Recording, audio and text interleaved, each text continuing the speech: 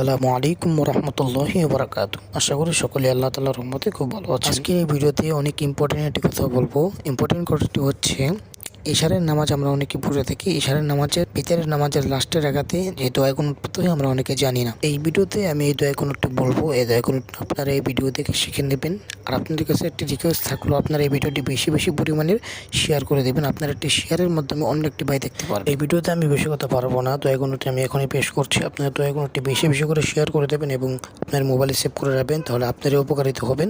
দোয়া কুনুতটি আমি বলছি। দোয়া কুনুতটি হচ্ছে اللهم إنا نستعينك ونستغفرك ونؤمن بك ونتوكل عليك ونثني عليك الخير ونشكرك ولا نكفرك ونخلع ونترك من يفجرك اللهم إياك نعبد ولك نصلي ونسجد وإليك نسعى ونحفد ونرجو رحمتك ونخشى عذابك إن عذابك بالكفار ملحق।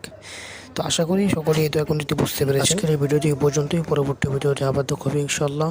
ভালো থাকবেন, সুস্থ থাকবেন। আল্লাহ হাফেজ। আসসালামু আলাইকুম ওয়া রাহমাতুল্লাহি ওয়া বারাকাতুহু।